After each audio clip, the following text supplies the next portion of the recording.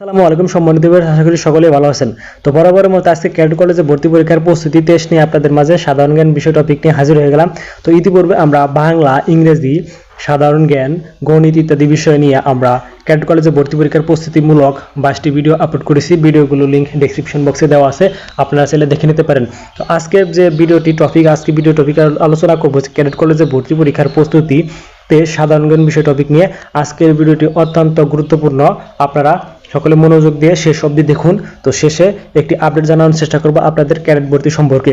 তো সেজন্য আপনি ভিডিওটি না টেনে সম্পূর্ণ ভিডিওটি দেখার চেষ্টা করুন এবং ক্যাডেট কলেজে ভর্তি প্রার্থীদের ভিডিওটি শেয়ার করে পাশেই থাকুন এবং ভিডিওটি আপনাদের কাছে এবং ক্যাডেট কলেজে ভর্তি পরীক্ষার প্রস্তুতিমূলক ভিডিওগুলো যে আপলোড করি সেগুলো আপনাদের সাথে কেমন লাগে বা হেল্পফুল বা উপকারিতা পাচ্ছেন কিনা সে সম্পর্কে কমেন্টে অবশ্যই জানাবেন।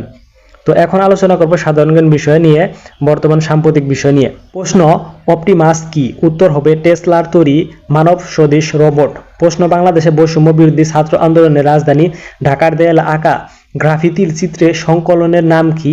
উত্তর হবে দ্য আর্ট অফ ট্রায়াম্ফ। প্রশ্ন, আন্তর্জাতিক ক্রিকেটে সব ফরম্যাটে বাংলাদেশের হয়ে সর্বোচ্চ রান কার? উত্তর হবে মুশফিকুর রহিম। 2024 সালে প্যারিস প্যারা অলিম্পিকে সর্বাধিক সোনা জিতে কোন দেশ? উত্তর চীন, 94টি। প্রশ্ন, বাংলাদেশের জনসংখ্যা স্বাভাবিক বৃদ্ধির হার কত? উত্তর 1.33%। প্রশ্ন, ছাত্র জনতার অভ্যুত্থানের শহীদদের স্মরণে গঠন করা ফাউন্ডেশনের নাম কি? উত্তর জুলাই শহীদ স্মৃতি ফাউন্ডেশন। মব জাস্টিস শব্দের অর্থ কি?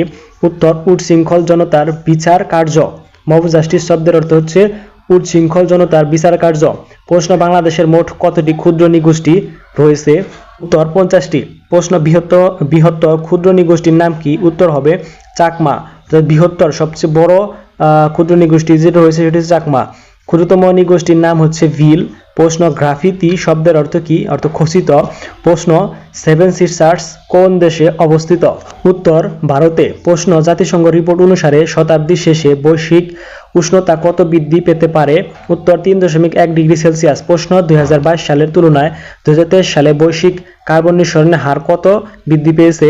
উত্তর 1.3%। প্রশ্ন, 2024 সালে সাহিত্যে নোবেল পান কোন লেখক? উত্তর দক্ষিণ কোরিয়ার লেখক হান কাং, তার বিখ্যাত বই দ্য ভেজেটারিয়ান। প্রশ্ন, বর্তমানে বাংলাদেশে নদীবন্দর কয়টি? উত্তর 53টি। চিলামারী নদীবন্দর কুড়িগ্রাম 53তম, অর্থাৎ 53তম নদীবন্দরটি হচ্ছে চিলামারী নদীবন্দর কুড়িগ্রাম 53তম। যুক্তরাষ্ট্রের প্রথম প্রেসিডেন্টের নাম কি? উত্তর জর্জ ওয়াশিংটন। যুক্তরাষ্ট্রের প্রথম প্রেসিডেন্টের নাম হচ্ছে জর্জ ওয়াশিংটন। শান্তিতে নোবেল পুরস্কার।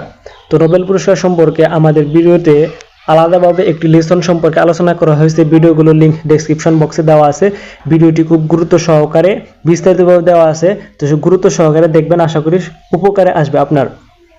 তো শান্তিতে নোবেল পুরস্কার 2024 সালে শান্তিতে নোবেল পুরস্কার পেয়েছেন নিহন হিদানকায়ো। 2, এটি জাপানে পারমাণবিক বোমা হামলার ধ্বংসযজ্ঞ থেকে বেঁচে যাওয়া ব্যক্তিদের সংগঠন। 3, নিহন হায়ানকায়ো পরমাণু অস্ত্র বিরোধী জনমত গড়ে তুলে কাজ করে। 4, এটি প্রতিষ্ঠিত হয় 1956 সালে। দ্বিতীয় বিশ্বযুদ্ধ চলাকালে 1945 সালের 6 আগস্ট হিরোশিমায় প্রথম পারমাণবিক বোমা ফেলে, দ্বিতীয় বোমা ফেলে 9 আগস্ট নাগাসাকিতে। কলেজে ভর্তি পরীক্ষার প্রস্তুতি বিষয় সাধারণ জ্ঞান টপিকটি আজকের আলোচনা এখানে শেষ করছি। ভিডিওটি ভালো লেগে থাকলে অবশ্যই লাইক করবেন এবং চ্যানেল নতুন হলে অবশ্যই চ্যানেলটি সাবস্ক্রাইব করবেন এবং কোনো কিছু জানার থাকলে অবশ্যই কমেন্ট করবেন। তো ধন্যবাদ সবাইকে। আসসালামু আলাইকুম।